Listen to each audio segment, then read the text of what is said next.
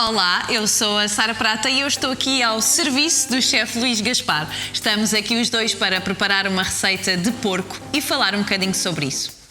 Vamos trabalhar? Isso. Vamos.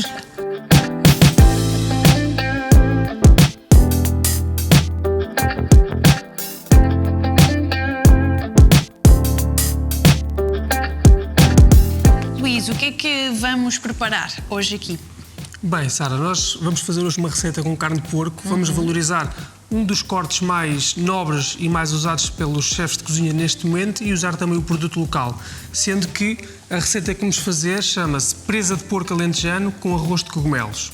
A presa de porco alentejano tem esta fisionomia, portanto é um produto super premium, nobre, com muito pouca disponibilidade de mercado, mas é possivelmente o produto mais usado na alta gastronomia em relação à carne de porco. E depois valorizar uma raça autóctone portuguesa da carne de porco. Existem muitos mitos, muito desconhecimento, muita falta de cultura em relação à carne de porco nacional e é um dos produtos mais especiais que temos na nossa cultura. Se olharmos para o receituário tradicional português, é a carne mais valorizada nas receitas mais tradicionais. Sim, eu confesso que quando tu me convidaste para estar aqui hoje contigo, pensei, é muito rápido o nosso raciocínio de receita de porco, mas o quê? O que é que vamos mesmo falar? Qual é que é a importância? E tu explicaste-me um bocadinho da importância da valorização das raças autóctones do nosso país e todos nós sabemos que sim, o porco faz parte da maior parte das receitas portuguesas, por isso quis precisamente aprender um pouco mais de como é que se lida hoje em dia com esta raça, como é que ela é protegida desde o nascimento, não é? Desde a produção, até chegar aqui, a este momento de ser transformada numa peça premium para uma receita portuguesa. Mas se quiseres falar um bocadinho sobre essa preocupação e esse cuidado do porco para tentarmos juntos desmistificar aqui um pouco do conceito do porco. Bem, em primeiro lugar, há muita falta de cultura, mas a biossegurança e a sustentabilidade cada vez mais estão conectadas com a produção da carne do porco em Portugal. Existem mitos sobre a poluição, sobre a criação de gases poluentes para a atmosfera, mas há cada vez mais em Portugal a cultura da biossegurança, da biodiversidade, da redução da pegada ecológica, da sustentabilidade. Há essa preocupação. Cada vez mais. Para entrarmos numa exploração de produção de porco, a entrada é mais rigorosa neste momento do que entrar, por exemplo, no hospital. Qualquer funcionário tem que tomar banho, tem que haver uma desinfecção, uma higienização total do colaborador, tem que ser vestidos uniformes especializados e, portanto, há aqui um rigor no controle da segurança alimentar. Muito grande. Sim, porque os tempos têm evoluído, os anos vão passando e sabemos que, obviamente, alguns erros podem ter sido cometidos, no passado, mas explicas-me então que é uma área em que cada vez mais se tem esse cuidado e não só é falado, mas como já está em prática essas boas condutas e essa vontade de precisamente com medidas muito rigorosas da União Europeia, os produtores de porco neste momento têm que cumprir uma série de critérios e padrões de segurança alimentar. Os porcos têm que ter condições muito específicas no seu bem-estar animal, o leitão tem que brincar, tem que haver brinquedos para não se morderem uns aos outros e para que haja uma interação mais saudável entre os vários leitões na própria exploração e depois, durante toda a sua produção, há uma série de critérios em relação ao bem-estar animal. O tipo de alimentação, a área métrica em que cada porco tem que coabitar com outros para que possa crescer de forma saudável. Portanto, há aqui uma série de padrões. Sim, e depois também, obviamente, que se referirmos a um produto, porque eu acho que temos mesmo de distanciar as duas coisas. Uma coisa é o animal doméstico, outra coisa é o respeito pelo animal e que deve ser tido em todos os aspectos, mas depois temos de terem atenção que há certos determinados padrões que têm que ser respeitados quando esse animal vai ser transformado numa peça alimentar. Precisamente. E o respeito de uma ação ou com a forma como esse animal cresce ou é produzido tem a ver não só também pelo respeito ao animal, e ainda bem que evoluímos muito nesse sentido, mas também pelo respeito alimentar para que o produto em si também nos faça cada vez melhor, não é? Para que não seja nocivo também na nossa saúde alimentar. Porque há muito esse tabu de que agora ia dizer do pato, não é do porco, não ser bom para a saúde. E então é bom perceber que cada vez mais a qualidade da vida animal também reflete depois na nossa qualidade alimentar. Sim, e a qualidade da vida animal no tempo de vida útil do porco depois é refletida também no produto. Se olharmos para esta presa de porco alentejano, vemos que tem uma película de gordura e esta é uma gordura animal super saudável. Portanto, é o reflexo do bem-estar animal, da forma como se alimentou. Como se alimentou, precisamente, e da forma também como foi abatido. Tudo isto tem impacto diretamente na qualidade do produto. E depois, do ponto de vista da rastreabilidade, nós hoje em dia conseguimos acompanhar através de um código que é dado ao animal no primeiro segundo de nascença, conseguimos acompanhar todo o período de vida e conseguimos controlar todos estes aspectos. Certo, porque cada vez mais é importante nós sabermos o que é que consumimos, o que é que comemos, não só no lado animal, mas como em tudo, nos iogurtes, no leite. Cada vez mais o consumidor deve ter consciência daquilo que consome. Devemos querer ir atrás dessa informação. Como é que foi produzido, como é que foi abatido, como é que foi mantido, como é que foi alimentado. Acho que cada vez mais é importante essa... Porque só assim é que nós depois também podemos exigir que essas regras sejam cumpridas. E é bom saber que sim, que se cumpre cada vez mais esse padrão de respeito pelo produto. E sabias que apesar de sermos culturalmente um grande produtor de carne de porco, somos possivelmente um dos que mais importa? Por acaso sabia, porque já tivemos a oportunidade de falar um bocadinho sobre isto. Eu, entretanto, tenho uma casa no Alentejo, passo muito tempo da minha vida no Alentejo e então comecei a ficar mais consciente também dos negócios, não é? Que se passa à volta, do que é que os alentejanos, qual é que são os pontos de trabalho, não é? Focos de emprego e, obviamente, que a produção do porco é bastante clara no Alentejo, por isso sabia. Mas que sim, que importamos muito mais do que aquilo que nós próprios comemos, não é?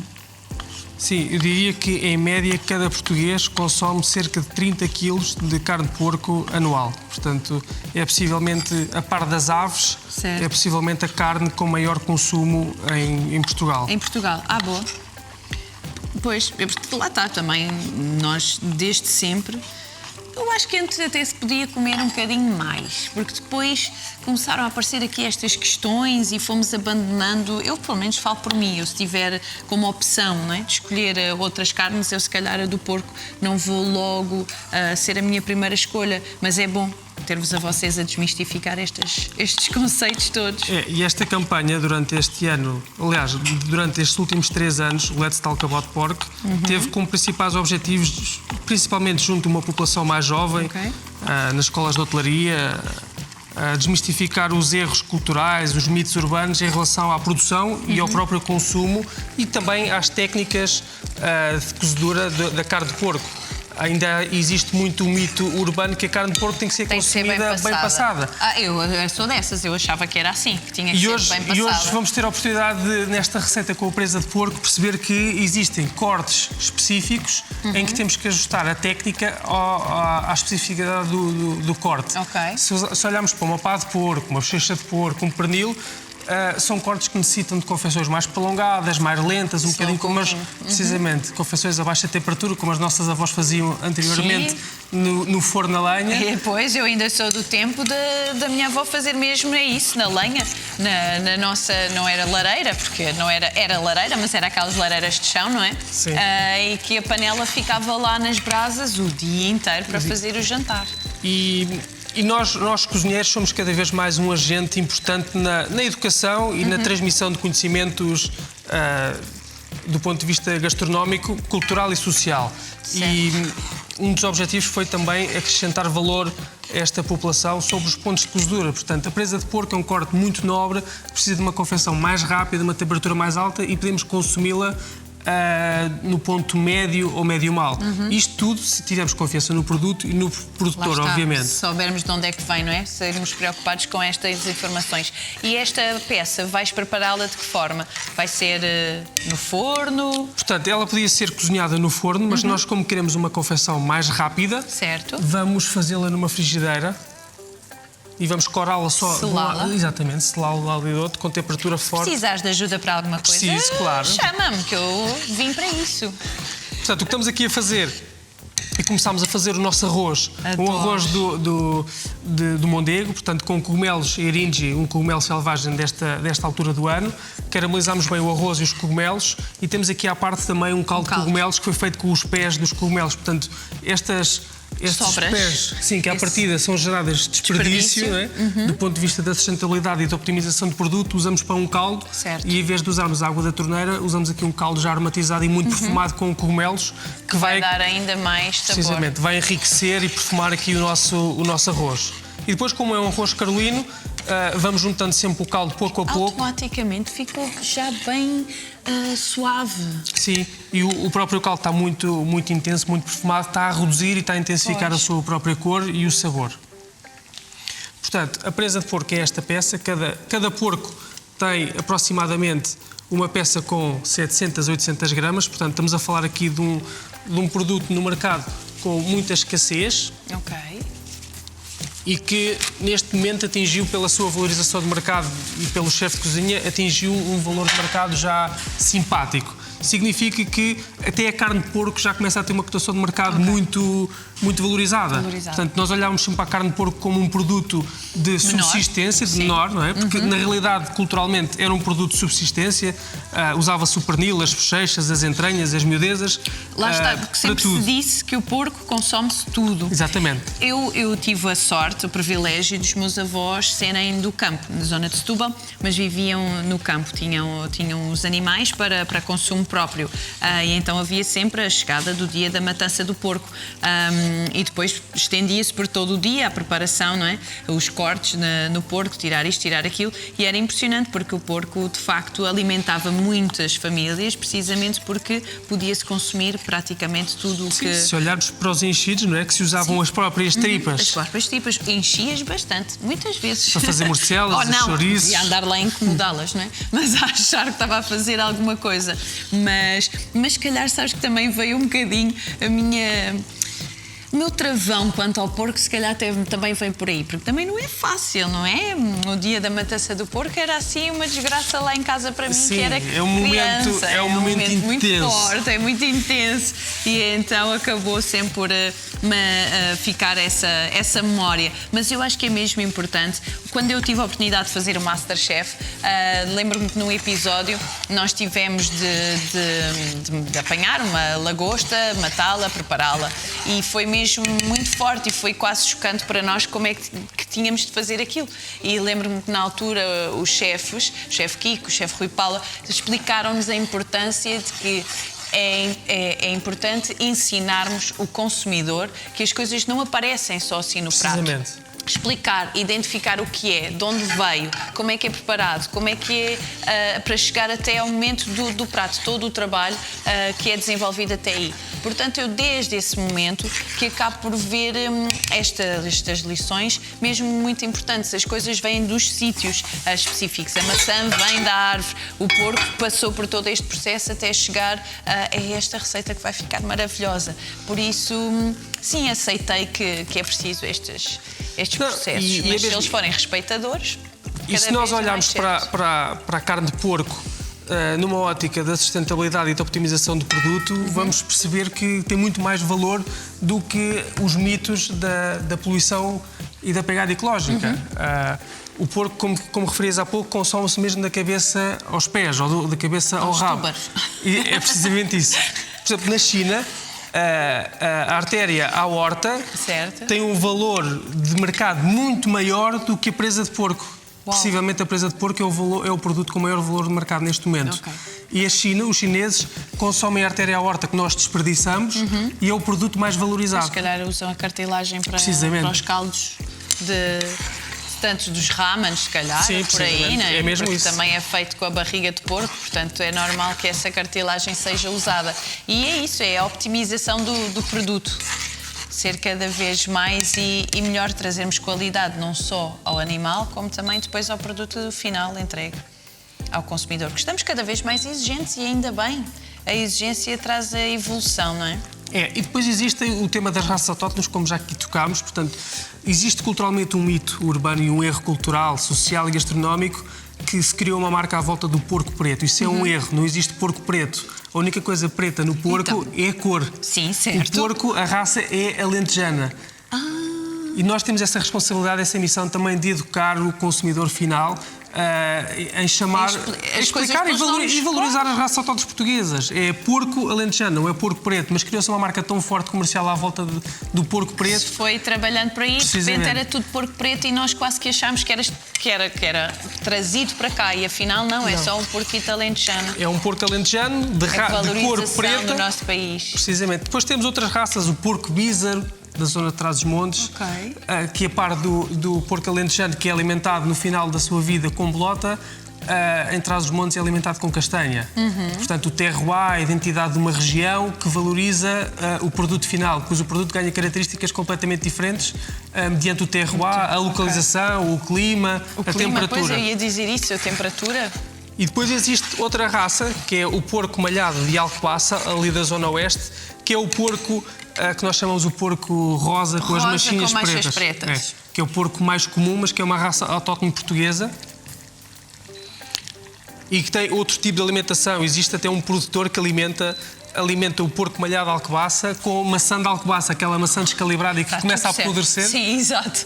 As feias, não é? Que não são bonitas para o mercado, acabam por servir e por isso é que quando falamos da pegada ecológica também há esta responsabilidade, lá está, alimentar com a fruta que não é vendida, mas em vez de ser desperdiçada, é emprego nestas raças. E faz cada vez mais sentido, pelo menos para mim é assim que eu vejo, que cada vez apetece-me consumir, vamos sempre à procura de comprar, de adquirir, de alimentar, então que cada vez mais seja de forma consciente, sabermos, eu se for a um supermercado vou pegar numa peça X, uma peça Y. Eu vejo sempre, é mais forte que eu, ver qual é que é portuguesa. E para mim é impensável pegar numa maçã espanhola que seja e ter ao lado uma portuguesa e não trazer a de portuguesa. Trago sempre. Portanto, temos a nossa presa de porco alentejano já marinada, com paprika fumada, com alho, tomilho... Pois, eu há bocadinho ia te perguntar isso, como é que a temperaste? Porque às vezes eu acho que a dificuldade vem logo no tempero. Não é? Ou a diferença vem no tempero. Aqui fomos buscar um bocadinho da cultura portuguesa, da vinha de alho, das carnes de alguidar mais alentejanas. Portanto, paprika fumada, que substitui a massa de pimentão, que eu acho que é demasiado corrosiva e tem um sabor muito presente. Portanto, substitui pela paprika fumada, dá um toque mais fumado. Tomilho. Eu, por acaso, uso bastante a paprika fumada, mas em pratos mais vegetarianos, mais ligados a vegetais. Funciona muito bem. Dá sempre aquele sabor de barbecue. É mesmo isso. Portanto, sal, pimenta, tomilho, alho... Deixamos marinar durante 24 horas e é importante respeitar os tempos de marinada. Eu é que fiz este arroz, estão a ver? Olhem eu a fazer este arroz. Agora sim, estava a ver que não ia pôr as mãos na massa, neste caso no arroz. Portanto, aqui na confecção da presa precisamos de uma temperatura sempre forte. Alta? Sim.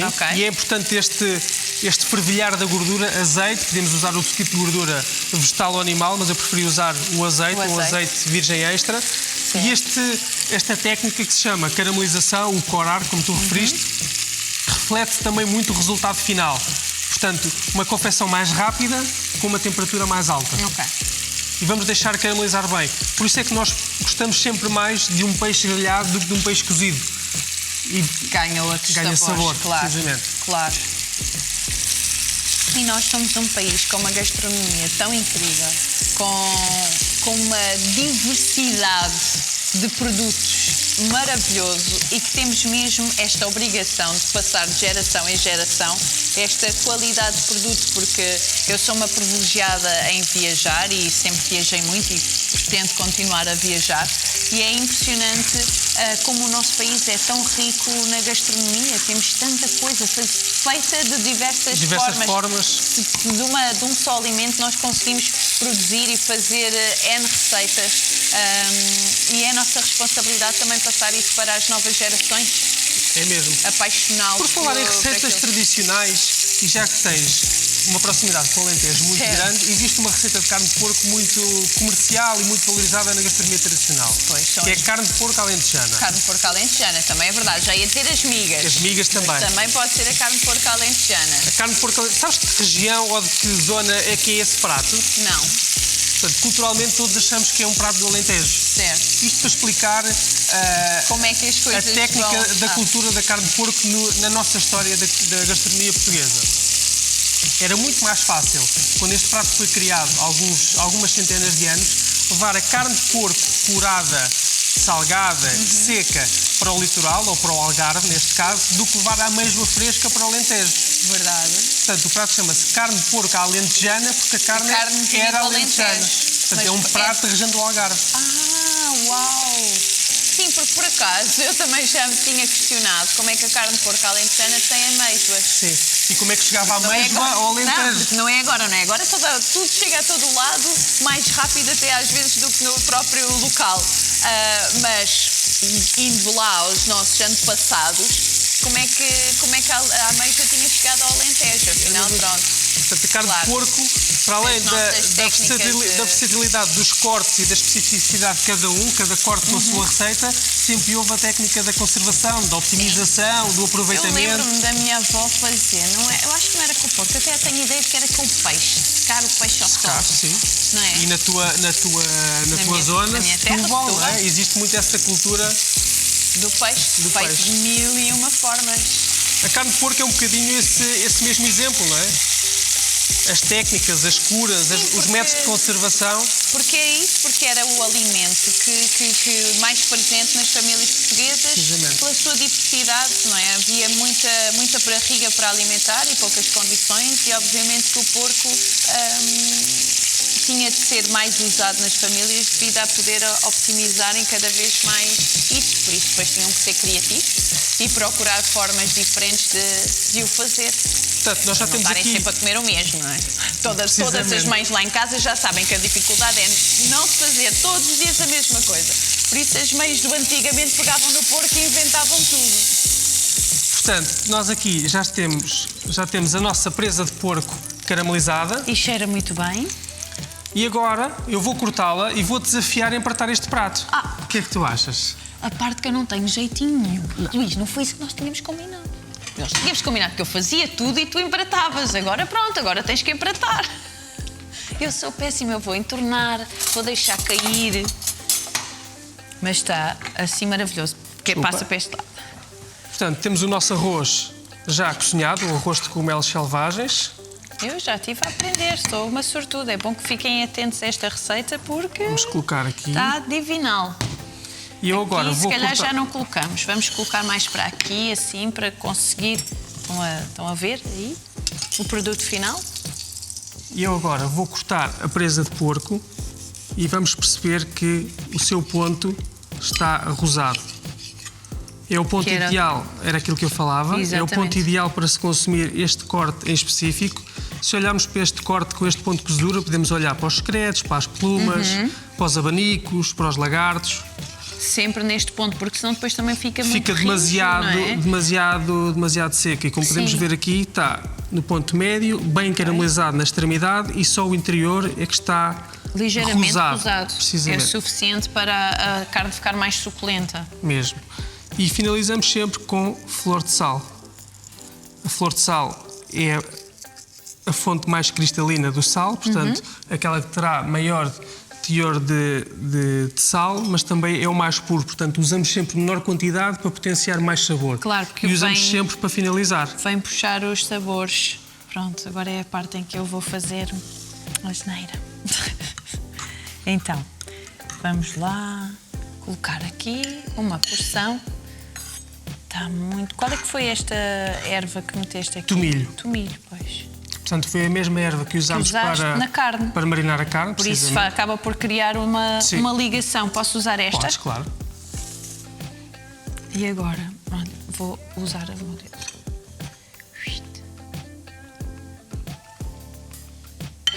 Uau! Uau! Vê-se mesmo que- Viu-se mesmo que tinha um tacho aqui ao meu lado e não o quis tirar e depois tive que encolher o braço. Pronto. Assim. E agora, assim, só mais um pouquinho aqui do caldinho. Importante para dar ligação ao arroz. E pronto. E vamos colocar aqui Uma ervinha. as pontas. Também vamos pode colocar ser, aqui né? as pontas dos cogumelos cru. O cogumelo cru também tem um teor muito terroso, muito vegetal e acrescenta aqui valor ao nosso prato e alguma textura. Uau! Aqui. Pronto, olha, vês a diferença? Que lindo! Lindo! Feito, preparado de forma, ou melhor, criado com todas as condições. Vamos tirar esta parte daqui. Exato. Criado com todas as regras e respeito pela raça autóctone, respeito pelas tradições portuguesas e pela nossa cultura gastronómica portuguesa e com esta qualidade que só tu podias entregar num prato divinal. Foi um prazer receber-te aqui na minha cozinha. Muito obrigada por me teres convidado a ajudar a falar um pouco mais e a chegar a mais pessoas esta necessidade e este lado bom do porco. Obrigado. Sempre quiseres falar de porco, podes-me convidar. Vamos a isso. Bom proveito. Obrigada! Esta é a parte em que eu sou a mais sortuda de vocês aí.